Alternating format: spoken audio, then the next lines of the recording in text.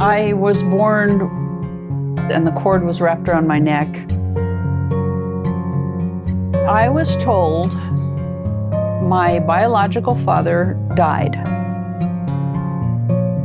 The dad I grew up with, he was my dad. He was gone a lot.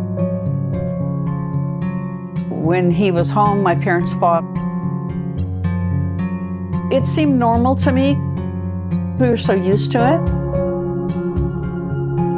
And then I found out at the age of 15 that it was all a lie. You're listening to Not the Same, a podcast that brings you true stories of real people sharing their personal testimonies of transformation. I am your host, Rachel Heimberg. Welcome to the first episode of Season 3. Time is truly flying. I never quite imagined I'd make it to a third season, but here we are. I'm looking forward to what God is going to do this year. To start off the new season, I have a very special guest with me. Taking advantage of our conference travels, I am privileged to be able to have a short visit with my parents and grandmother, who are currently in Sparta, Illinois, in the United States. Just over a year ago, at the end of my first season, I was able to sit down with my father, who shared his journey of salvation through the Jesus People movement of the 60s and 70s. In doing so, I realized that I had never really heard my mom's story and what drew her to Christ. With a bit of persuasion, she has agreed, and knowing some of her story about how she grew up, I know we are in for a treat today. So let's begin. Thanks, Mom. I appreciate it. Glad to do it, I think. It's going to be great. Just start with how you grew up, a little bit of your mom's story and how many siblings. We'll just start slow with the beginning, and then if I have questions, I'll ask you. Okay. I have a sister who's 3.5 years older than me. My brother's 2 years older than me, and I have a younger brother who's 6 years younger. We grew up military. My dad was military for almost 40 years. He was gone a lot because of his expert field of engineering. So when he was home, my parents fought a lot because I don't think they really liked each other. And there was peace when they weren't together.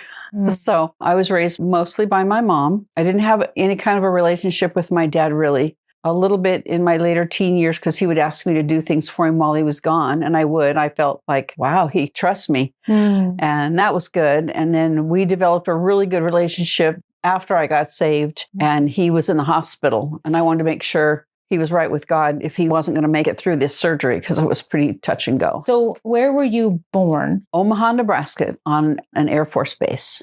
Okay. They were already military before you were born. Well, I grew up with a stepdad who I always think is my dad because he was in my life at 3. But my biological father was military also. He was Army Air Force at Offutt Air Force Base. Okay. I know you guys moved around quite a bit. So where did you start school? Tucson, Arizona. Okay. So from Nebraska, where did you move? Idaho. Okay. My earliest memory is Tucson. I know you have a little bit of a unique story about how you have your nickname. I was born really fast and the cord was wrapped around my neck. And so I was blue. I was delivered quickly. They had to clean out my nose and throat and everything so quickly, the doctor was afraid he had damaged something. So he told my mom, hope for the best, she'll be able to talk. Wow. And I've never stopped. That's what my mom said. So your nickname is Kitty. Yeah. So I couldn't cry when I was born. And my dad called me his kitten because when I cried, I sounded like a cat mewing and, kind of whining and stuff. And it stuck until I was a teenager. Yeah. All of your family still call you Kitty. Yeah. No one calls you Yola. So growing up, what was your relationship like with your sister, with your mom, with your brother, like that, that environment? My relationship with my sisters, I shared a room with her up until I was 14 when she got married. My brother and I were best buddies. We got into trouble together. We kind of had each other's back. And my sister was an old soul. So when mom wasn't in the room, she was the mom. Yeah. And so we didn't cross her because she was vicious. She would retaliate. Yeah. We feared her. So you started school in Tucson, but then you moved. We moved in the winter on winter break. Okay. So when we got to Nebraska, as soon as we got there, we were put in school. And so you moved back to Nebraska. We went from Tucson to Nebraska. Okay. I did kindergarten, first grade, half. And then we moved And I did second and third in Nebraska because fourth grade was in Idaho and fifth grade. Okay. And then California, where we stayed until I graduated. So then when you went through those years of school, what was your personality like? I know you have told me in the past you were a bit shy, more timid kind of, but I don't know if that was because of events or if that was even how you started school, being in the shadow of your sister and brother. I did okay. No one ever pushed me to be excellent. I was expected to get average grades, and I was a very poor reader. And so that inhibited my schooling a lot. And then your relationship with your mom, what was it like in your younger years? I know there was ups and downs. When I was little, she was a nurse. She was a nurse for about 20 years. By the time we got to Idaho, she wasn't nursing as much. And in between, she played softball. We went camping. She was more of a yeller, not really a discipliner. She didn't believe in hitting kids. Mm-hmm. But my dad would give us a whipping if we deserved it, with a belt. But we deserved every one of them. I was going to say, but you only have one spanking memory from your father. Well, I have more than one. I think I blocked them out for a long time, but I remember a few of them, like kindergarten, first grade, where I got caught stashing bad papers. We had a carport. When I'd walk home from school, I could go into the carport and I would stuff papers between steamer trunks that my dad had stored there. One time he's on the other side of the fence and he goes, "What are you doing?" I was caught. I was a bad liar when I was little. Oh, wow. And so I did get a whipping for that, like 2 belts. Wow. Which just devastated me because I didn't want to disappoint my dad. When did you start to really internalize and feel like kind of the problems at home? Like between your parents? It seemed normal to me because we were so used to it. They were polar opposites, my mom and dad. My dad's real quiet. When he's home, he wants to sit and watch the ball game. He doesn't bring work home. And he had to keep classes up every year for changing because he was a flight engineer. So as the planes change, he would have to certify and do work and pass the test. And when he's at home trying to study and there's 4 kids running around, it was hard on him. But he was real quiet, kind of an introvert, didn't have a lot of friends, didn't party. And my mom was loud. She was loud all the time. She voiced all her opinion all the time, her way or the highway. Yeah. And she was pretty wild. Yeah, I keep finding out things even 70 years later. We'll get there. But you mentioned your stepdad. With your real dad, what happened or what were you told? Let's delve into that. I was told that my biological father died from the time I was little. The dad I grew up with, Ken, he was my dad because from the time I'm 3, I don't remember anything else. Yeah. When I found out, I said, well, why is he a stepdad? And I asked my sister. I wouldn't dare ask my parents. Mm-hmm. I didn't do that. So she said, well, our dad died. And so mom remarried and he's our stepdad because he's not biologically related to us. And that was a reasonable explanation. And then I found out at the age of 15 that it was all a lie because I met my real dad in a very uncomfortable situation. We were, my brother and I and my mom,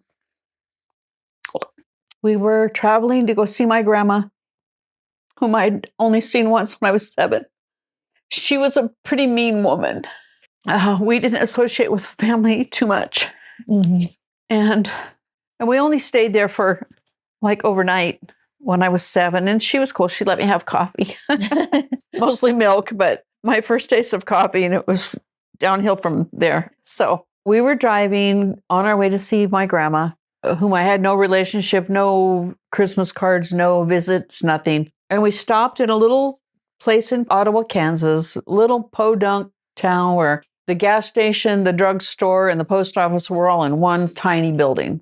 So we were in the truck and camper, just me, my mom, and my brother. And I think my little brother didn't come with us because my dad was afraid my mom wouldn't come home. I honestly, truly believe that. And so he stayed with my dad. Before we got to this little town of Ottawa, my mom, we stopped the camper. She came and got in the back and she combed her hair and put a little perfume on and smelled her armpits, make sure they were not stinky from travel. And she went inside and she was inside about 10 or 15 minutes. And she comes out with this guy. He's a middle-aged man, probably close to the same age as my mom. We're sitting in the camper in the cab, got the windows down because there's no air conditioning back there in 67, 68. And I'm on the passenger seat. My brother's in the driver's seat. She walks up to my window and says, "Kids, this is your dad." By then, I was pretty much a smart aleck. So I said, "Really? Got some ID?" He would have had a military ID or a facsimile of that. Yeah. And I knew his name just from family members had told us who he was. And he pulled out his driver's license and it said William Ross Bannister. And I was speechless. Because this whole time you thought he was dead. Yeah. A plane crash, or my mom made up this elaborate story that he was coming in on a plane, and as it landed, when it hit the tarmac, it blew up. She made it sensational. It was horrible, absolutely horrible. And to know this kind of destroyed my faith in my mom. Yeah. From that point. Is that when you say that was a turning point? That was the turning point. After that, I was a rebel. I didn't care. There's a lot of feelings and emotions at that time, when I think about that, because how do you process? Obviously, I've lived a different life. I've never had that. Yeah. Even through our own trials and stuff, I've never had that feeling of my mom is a liar. Like I've never felt betrayed in that sense by a parent. That's exactly what it was. So I don't understand the kind of emotions. Yeah. It's very difficult for me. That makes a lot of sense now, though, looking back, when you say to me that it changed you in the sense of you didn't care anymore. I would imagine it feels like everything's a lie. Yeah. Why bother? Why try? Who cares about being good? Right. If even my mom can lie. Yeah.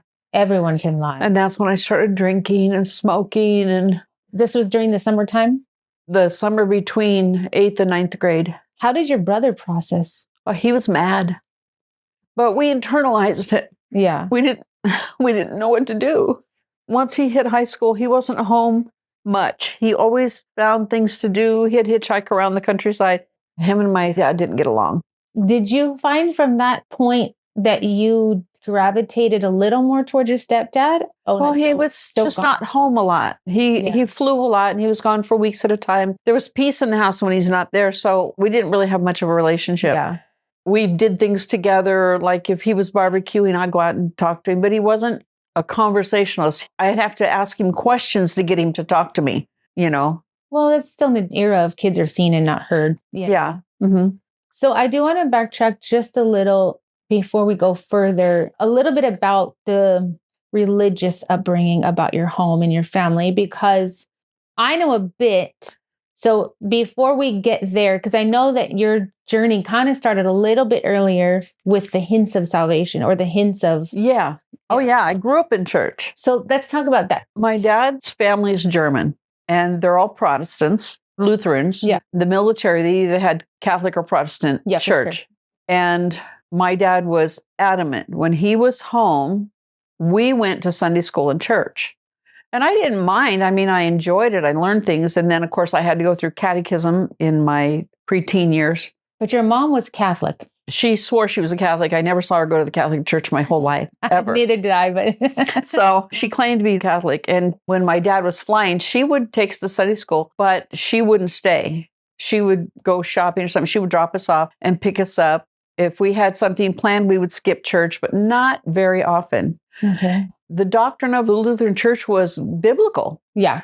But it was not enough. Yeah. After I met your dad, he said, we're going to church. I just said, okay, I don't care. That's when I realized through the preaching that you can know God personally, that God cares about me. I didn't feel like anyone did. Yeah. When I was probably about 15, same summer that I met my dad, we had a youth pastor come through with the Lutheran church and stuff, and he was genuinely saved. He was an evangelist, and so he introduced us to, you can know God. You need to invite Jesus inside your life. And it literally changed my life. And my brother got saved, so we were allies. But he didn't tell me that, okay, you need to pray. You need to read your Bible. You need to fellowship with Christians. Yeah. You can't just pray a salvation prayer. Yeah. I remember distinctly, it was life-changing. That moment I prayed, it was life-changing. No one led me in a prayer. He just said, you go off by yourself and you pray and ask God to come inside your life. And I did. And it was groundbreaking. I've talked to a lot of people that have the same experience where they're given the foundation and, okay, this is what you need to do. But then after that, there's no growth. Like being handed a key, but there's 55,000 doors. You don't know which one to go through. Yeah. And then you might need to go through all of them, but you don't know what order, you don't know how, you don't know what to do with what you find. And you get wore out, you get tired of looking and you just quit. Yeah. So this all happened the same summer then. Yeah, it was a hard summer. 15 wasn't fun. So you said that you started drinking and smoking. Was it friends from school? Yeah, my mom kept wine in the fridge. You know, it was acceptable social behavior when someone came over for dinner or after dinner to have a glass of wine or a beer or something and talk out on the patio or something. It wasn't like they were drunks. I saw my dad drunk a couple of times. My mom didn't drink, but she might have a sip of wine with friends or something. So me and my brother would sneak drinks of the wine. I never got drunk, not until I started partying. I forgot to mention that your sister had already gotten married by this point.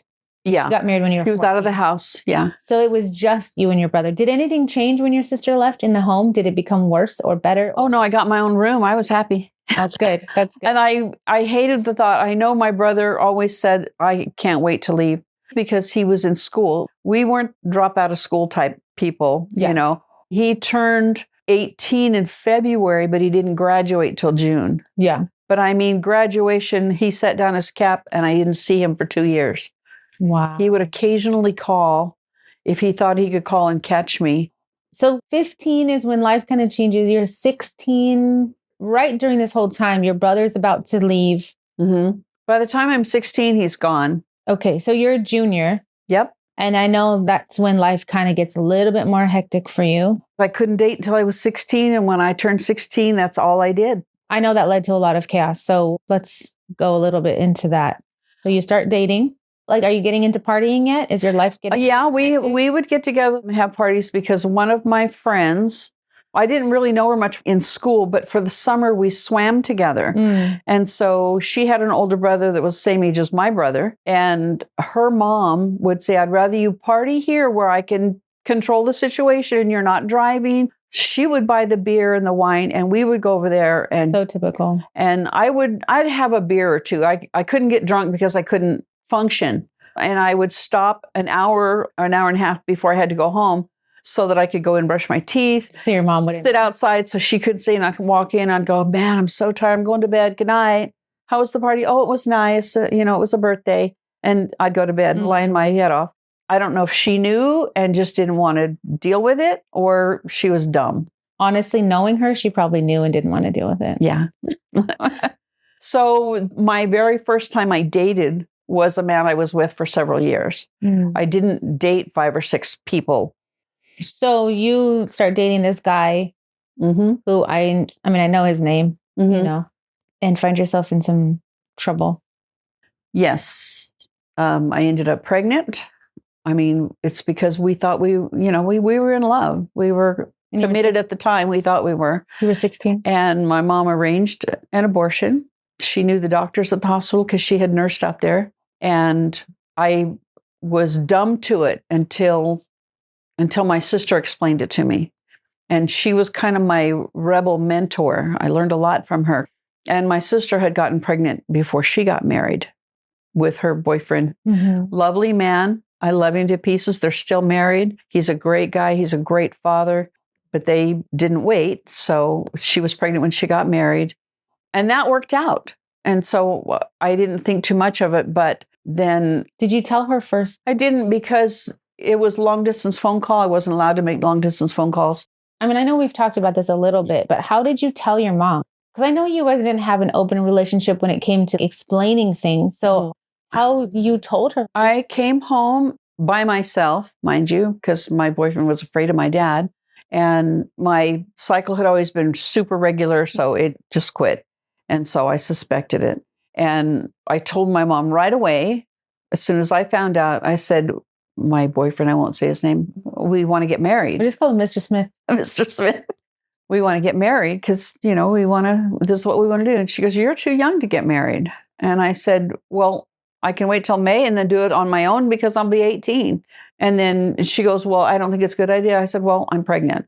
And my mom went and told my dad. They came in and just bombarded me with hatred and, called him names and everything like that. Yeah. And I made the statement, well, fine, I'll just go live with my real dad. And I know that hurt my dad so bad, but I was a rebel. I was mad and I wanted to get even. Yeah. And so I said that. And within a week I was out at the doctor's. So what did she tell you then? She didn't tell me anything. She goes, we're going to take care of this. And she took me out, checked me in, and I was raised to obey doctors. Yeah. They didn't explain anything to me. It wasn't painful. Because this was just now legal. It would have been legal. Yeah. But barely. This would have been 1970. You were 16 the first time. No, I was 17. Because I remember on my birthday, I have a picture of me. Okay. And we hadn't told my parents yet. I think we didn't tell her right away. So how far do you think you were? About 3 months? Probably only about 6 or 7 weeks, I think. And it was right around my birthday because that's when I had a birthday party.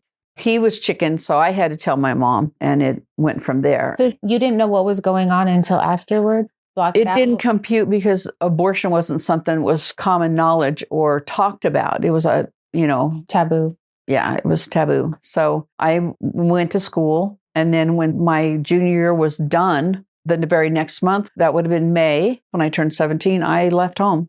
I packed up my stuff, put it outside the gate, and when my parents were asleep at 2:00 in the morning, I went out the back door and we left. We left the state.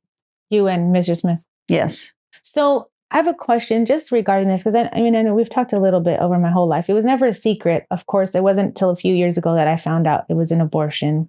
I just always thought it was miscarriage. I always said that because it was polite. Well, for sure. And I understand that because it's devastating. And I did have a miscarriage in that relationship a year later. Yeah.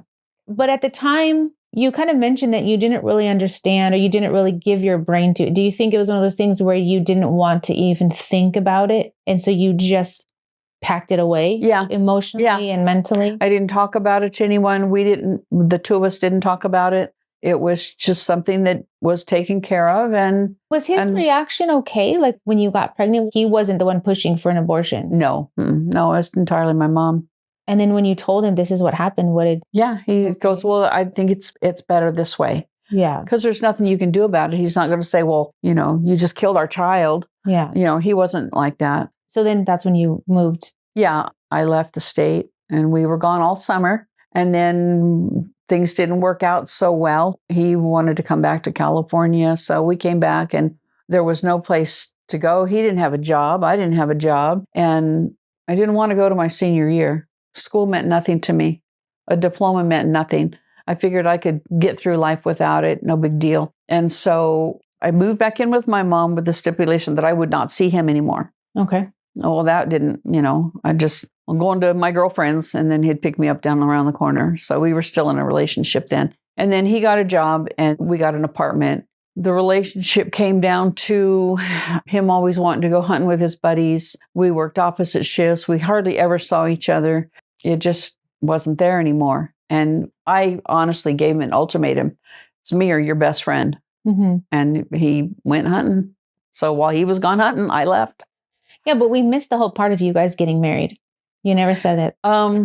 Yeah, we went to a justice of the peace. I gave him an ultimatum to get married. Okay. And I said, we either get married or I'm done, I'm leaving. And that scared him because he was kind of insecure. Yeah. And so we got married, but it didn't even last 10 months, barely. Mm-hmm.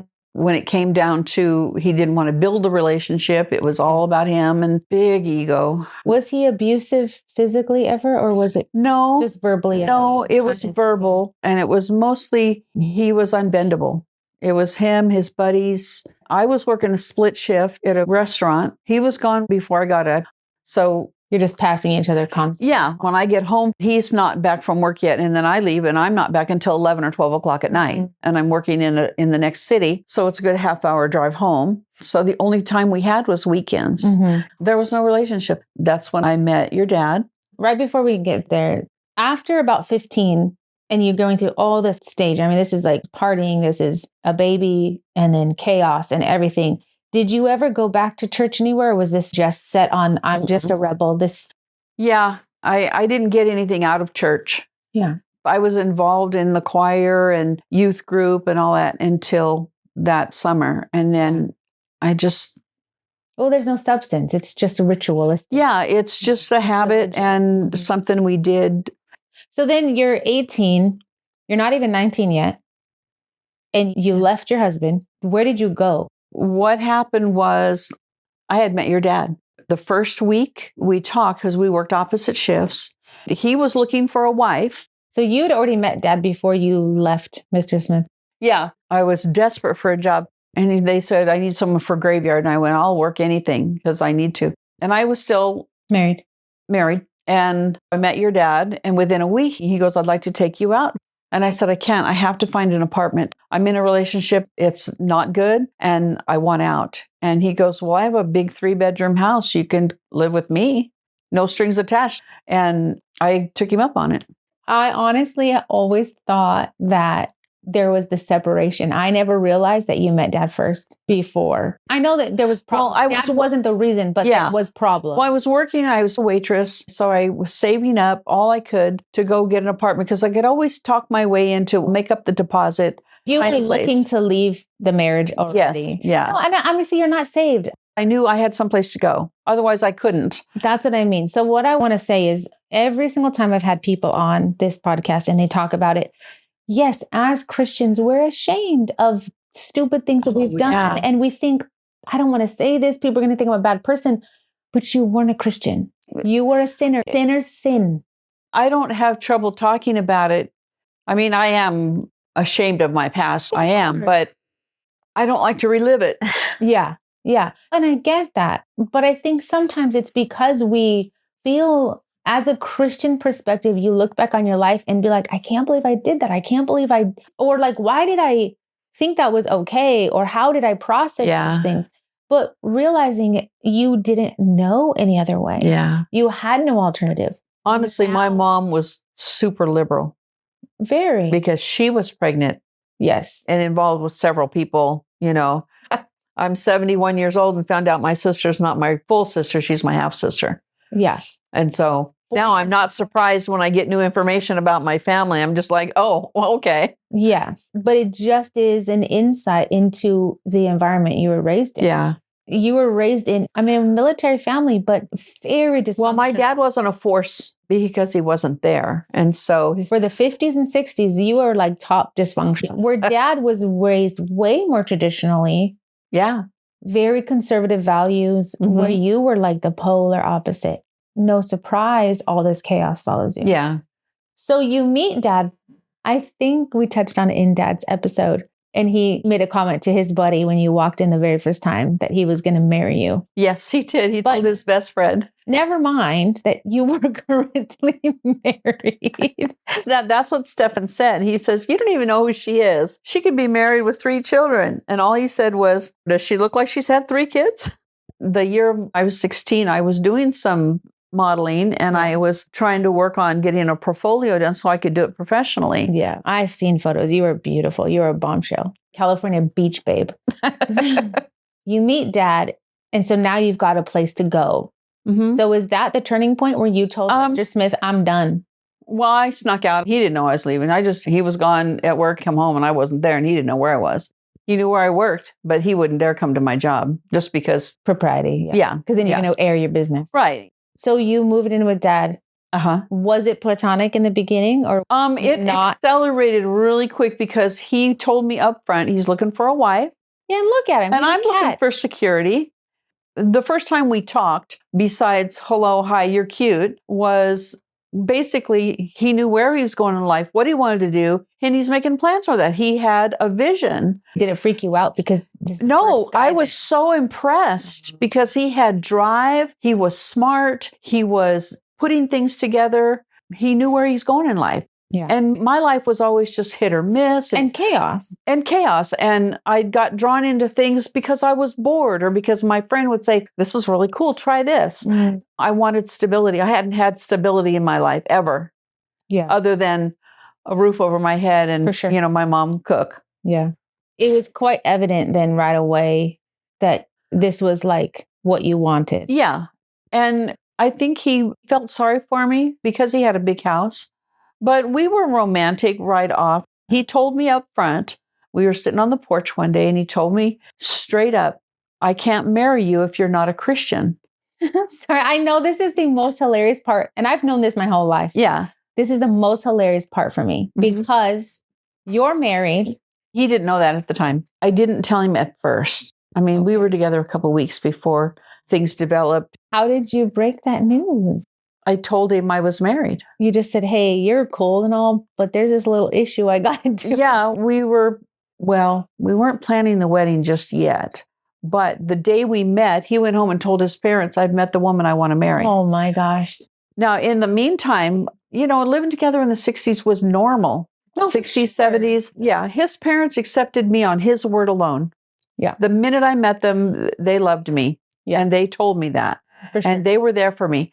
And one day we were sitting on the porch and an old girlfriend showed up. Oh, yeah. He did mention that in his podcast. Yes. And the color drained from his face. And she looked at me and she could see that I was at home. I was sitting in a big easy chair on the front porch with my feet up and we're talking. He's sitting on the ledge of the porch. They had decided that they would date other people until they were both done with college. She was in college. He was working because college wasn't panning out. But they had agreed they could casually date other people, but they would come back together after graduation until I entered the picture. Apparently. And so I had to tell him, because we started wanting to plan the wedding, and I had to tell him, I'm still married. He goes, well, you need to go file papers then. And I was happy to do it. He didn't show up to court. It was uncontested. Yeah. They honored it. Quick. From the filing, you had to wait like 6 months. Yeah. So I did go file it right away. And I had to appear in court, which was terrifying because I'd never been to court even for a traffic ticket. The judge questioned me and he didn't show up, so it's uncontested. So he granted it. Then we started planning and got married. I think it was done in like February 1974. Mm-hmm. February, it was final. And then we planned the wedding because we wanted a traditional wedding with family and all that stuff and got married. And the only reason we picked June because it was the only open Saturday in June that our pastor had. So then let's go back. You've had this Christian upbringing. I want to know when you felt your life took another shift. At 15, it was like a shift, but you didn't know what to do with it. So obviously you get back involved in sin, your life turns upside down. Yeah. Now you're faced with stability, but we still need to deal with the situation of your salvation. Was it also another process like, oh yeah, sure, I'm saved? No. Just talk about that. Okay. We got married in the church, but we had been going to church. She goes, well, we're going to church. Well, I hadn't been in church in a couple of years. I didn't know anything about what kind of church he went through. Yeah. And so he had been saved, but he was carnal. He wasn't gung-ho, I'm going to go preach the gospel. Sure. But God basically tapped him on the shoulder and said, do you see where you're taking her? You're leading her down the wrong path. And he was so convicted by the Holy Spirit, he says, we're going back to church because he hadn't been in church. Well, the church he went to was a Calvary Chapel. They were just meeting in the side room of a little Episcopal church. There was a girl sitting on a bar stool with her guitar, leading worship and singing. By this time, he had moved into a church building, and it was Calvary Chapel of Riverside with Greg Laurie. And I did not know what to expect. He goes, it's casual. You don't have to dress up, because I always dressed for church, Prim and proper. Yeah. So we were like on the end of the hippie movement. And so as long as we went to church, they didn't care what we wore. We went to church, and at the first altar call, I was up there, blubbering on, repenting for the last year and a half or whatever. Yeah. And finally realized I'm home. This is what I need. And we never missed a service. We were in church Sunday morning, Sunday night concerts, bringing friends to the concerts so they get saved. Tuesday, Old Testament survey, Wednesday, church, Thursday, New Testament, gospel disciples and all that, learning. We just couldn't get enough. We were basically in church 6 days a week, in between working and family, and that's what we did. Yeah. And then we got invited to go on tour with a group out of Eagle Rock. We had the long granny dresses, because we were doing prisons. And we traveled from Kansas to the West Coast on tour that summer. That would have been 75. Wow. So just the very next year. Yeah, the very following summer after we got married. And honestly, I don't remember what we ate because we didn't go to hotels. We slept on the road. Yeah. They would change out drivers. We had a big giant motorhome and a van behind us. And there was 22 of us. And it was awesome giving testimonies. It was terrifying going into San Quentin. San Quentin is a big prison, and you go through one gate and the other gate locks behind you before the other gate opens.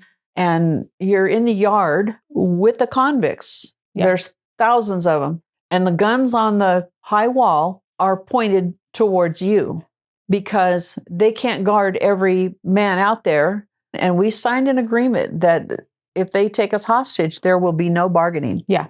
They still do that to this day. Yeah, because they don't want to give them any leeway, And so it was terrifying, but exciting at the same time because given our testimony and sharing Jesus and watching people get saved, found out just not too long ago that one of the guys who was incarcerated there remembers our concert and he ends up getting saved. His family got saved. He was an evangelist and a pastor for a while. His son is a pastor, and the legacy just goes on from there. Crazy. And the most feared guy in San Quentin that the guards would not approach unless there were 5 or 6 guards going just for protection. He was almost demonic until he got saved. And then he did things on the radio. He did Bible studies on the radio, and it's a radio station just in San Quentin. And we were a part of that. Your dad got to go in and talk to him about his salvation and how he got converted and what he's doing and stuff. And he's really a sweet guy.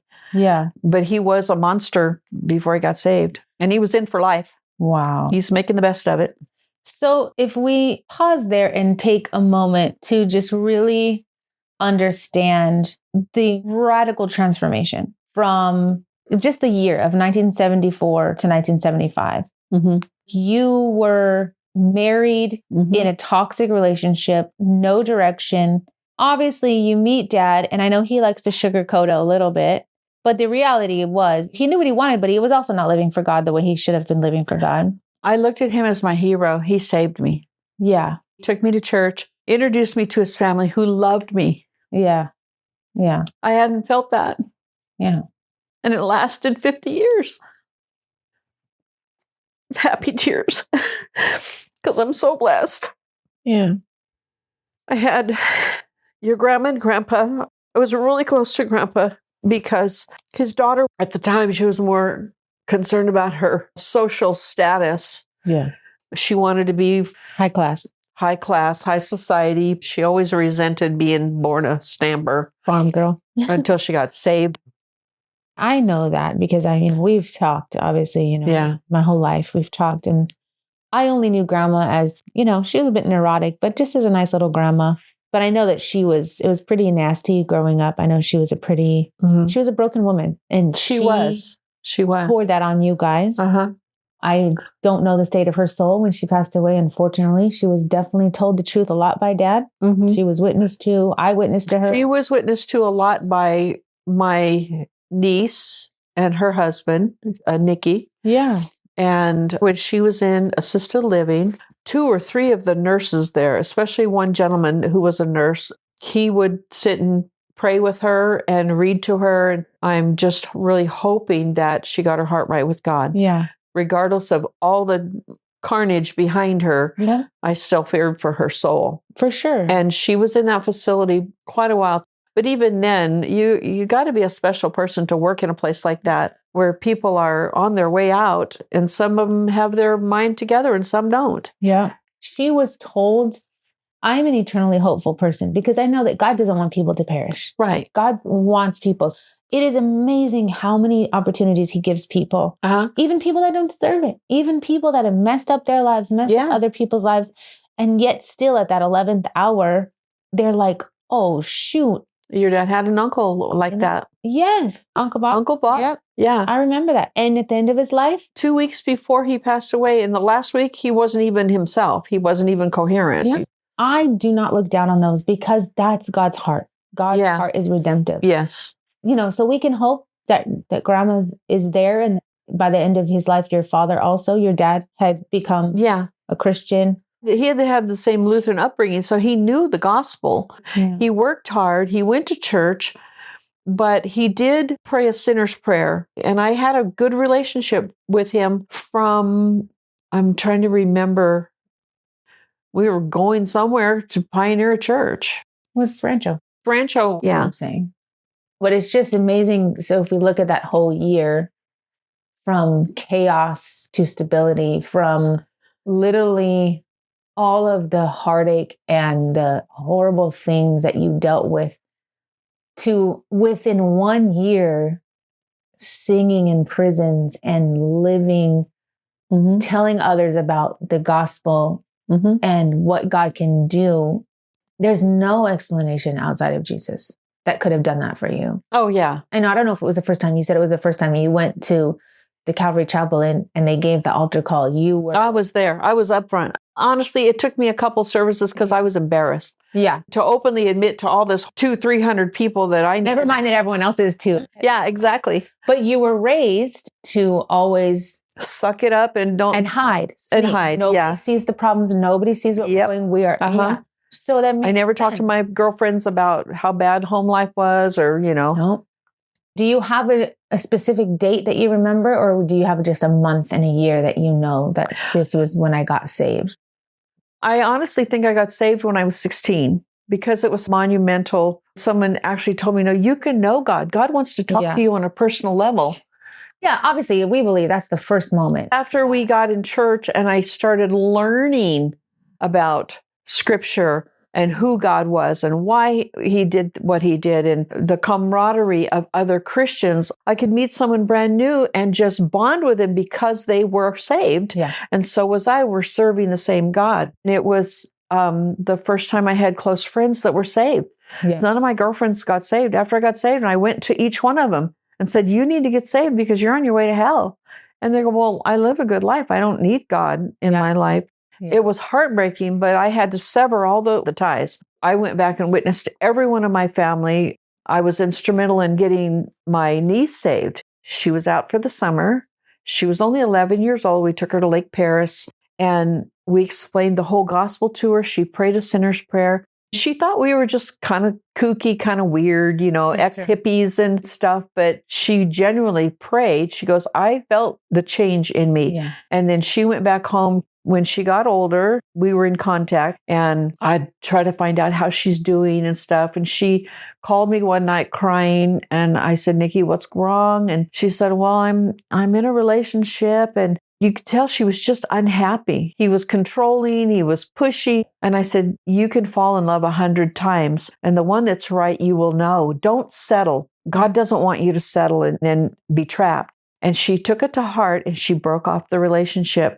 And only 3 months later, she met the love of her life. Mm-hmm. He was military. He was a gentleman. Mm-hmm. And he was already a Christian. Later in life, we sat up late one night and she goes, I remember sitting on the beach at that lake and getting saved. Mm-hmm. And the phone calls and stuff. And I have you to thank for that. And it's life-changing because all I ever wanted to do was make a difference. Yeah. And I still want to do that. I still want to make a difference in whatever life I come across. Yeah. So. Well, I know where I get it from. God is good. Yep. God redeemed me and has redeemed my life so many times. Yeah. I just want him to use me no matter what. Yeah, but you've seen that over and over again. Obviously, I came so much later than that. I didn't come till 5 years after you guys got married. I thought God was punishing me for my past. But one night, your dad was in prayer. I don't know if you know this. He goes, I'm going in my office. I'm going to be with God until God gives me a revelation. I'm not coming out. I'm not going to eat. I'll drink water. That's it. And so that's what he did. I just thought he was being weird. And I ran a daycare during the day. He came out and he glowed like Moses. Over time, he explained to me what had happened. He was just looking for that epiphany with God to get direction. And God at one point said, ask me anything. Yeah. He said, why did we have to wait for Rachel? He said, because you had drugs in your system. He did drugs. He was a drug dealer. Not a lot, but he did some because it was profits. He wanted to smoke the profits. Yeah. But he said it was because there was things in his system that would contaminate a child. So we waited 4.5 years to get pregnant with you. Imagine how messed up I would have been if I had been. You would have been, you would have had more complications than you had. I mean, you were a very sick baby for the first year, 2 years. Yeah. It was hard, but you were our jewel. Yeah. At the time, sometimes it's hard to go through things and to understand why. But, fast forward so many years later, we don't have time. But looking at all the amazing things that God has done in your life. I've had an amazing life. But that I've been able to see. Yeah. And like I said before, there's so many things I can't relate because I was raised in the fruit of a Christian home. I was raised in the protection of never having, when I do tell my story, I'll share more of some other battles that we had to face as a family. But even through all of that, I've told people this before, I never once doubted that both my mom and my dad loved me, regardless of their personal problems, regardless of what we went through as a family. I didn't want to be like my mom. I wanted to be approachable and I wanted to shelter my children and teach them and raise them to be good people and not push them aside. But I'll tell you, I have felt that. And I think, we were talking the other night of birthday parties and stuff, and it's just a silly little thing. But I tell everyone, I was like, my mom always made my birthday special. And now talking to you, I realize because mine never was. You never did. Yeah. So there's so many things that as a church kid and as a recipient, there's so many things that I never had a clue about. I never had to fight. I never had to face because you faced them, because Dad faced them, and you broke the curse. And now I was raised in a home where I feel like I can do anything. And God gives a lot of grace. Obviously, I'm a sensitive person like you, get my emotions from you. But also just the gratitude of when you can just be like, man, God is so good. God is so good. Yeah. And then to see that keep replicating. I'm in a very interesting position right now that I still have one grandmother alive and just watching God transform her right now. But then I have my grandchildren and I get to see their little hearts just loving going to church and being a part of what because their parents are saved. I'm in a frame of mind right now where I can just be like, man, why is God so good? Who am I? Who are we? Yeah. I'm an insignificant speck in the universe and he cares about me. I can share just a little bit of that with the world and tell them God can do it for you. I love the life that I've been given. He knew what you needed. And I needed a lot of whippings. That's what I needed. But I do want to say thank you to you for taking the time. I know it was a little bit of an emotional roller coaster. Yeah, it was a roller coaster. And I knew it was going to be, but I just love it. I've never given really the time to talk to you about... There's so many other things we couldn't even cover. Yeah. You need to write a book someday. Yeah. But I do appreciate that. I know a little bit stressful. I want to take this time to say thank you to my listeners. Without a listener, the story can't be heard. If you would like to contact me with questions, comments, or ideas, you can do so through the podcast email, notthesame.cfm@gmail.com. Take a moment to rate and review on whichever platform you're using, like, subscribe, follow, and above all, please share. Last but not least, I encourage you to take a moment and examine yourself. If you are not a Christian, or perhaps are unsure, you can be. The Bible tells us that out of pure love, God sent his only Son to die for our sins. A simple prayer is all it takes to acknowledge your sin, to recognize Jesus paid for that sin on the cross, and to sincerely ask for forgiveness. Until next time, this is Rachel Heimberg, and you've been listening to Not the Same.